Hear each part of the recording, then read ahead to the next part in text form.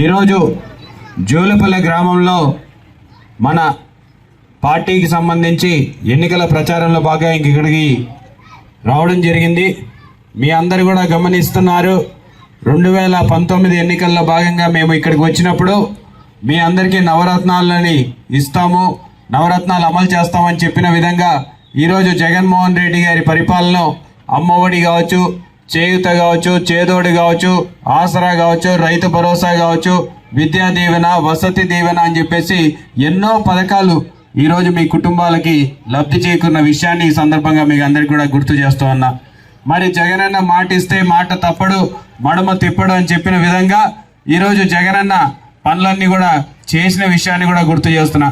మరి అభివృద్ధి వైపు కూడా చూస్తే మన గ్రామానికి సంబంధించినంత వరకు ఈరోజు సచివాలయాన్ని 40 లక్షలతో నిర్మించడం, రైతు భరోసా కేంద్రాన్ని దాదాపు 22 లక్షలతోటి, అలాగే డిజిటల్ లైబ్రరీని 16 లక్షల రూపాయలతోటి, అలాగే సీసీ రోడ్లు డ్రైన్ల కోసం దాదాపు 66 లక్షల రూపాయలని కేటాయించడం జరిగిందని చెప్పేసి, అంటే మొత్తం కలిపి మన గ్రామంలో 1,44 లక్షల రూపాయలతోటి పనులు చేశామని చెప్పడానికి కూడా చాలా గర్వపడుతూ ఉన్నా.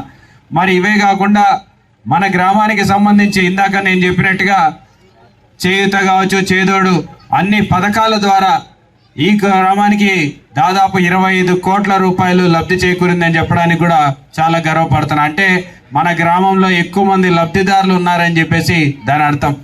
మరి ముఖ్యంగా మీకు అందరికీ తెలుసు, ఎందుకంటే గత 4 సంవత్సరాల 11 నెలల్లో మన ముఖ్యమంత్రి గారు మరి పాదయాత్ర సందర్భంగా చేసిన వాగ్దానాలన్నిటికీ నవరత్నాల కార్యక్రమం ఏర్పాటు చేసి ఈ వైఎస్ఆర్ చేయూత కానీ, ఆసరా కానీ, గోరుముద్ద కానీ, అదేవిధంగా స్కూళ్ళ ఆధునీకరణ కానీ, మరి వైఎస్ఆర్ 0 వడ్డీ పథకం కానీ, ఎందుకంటే ప్రతి కుటుంబానికి కూడా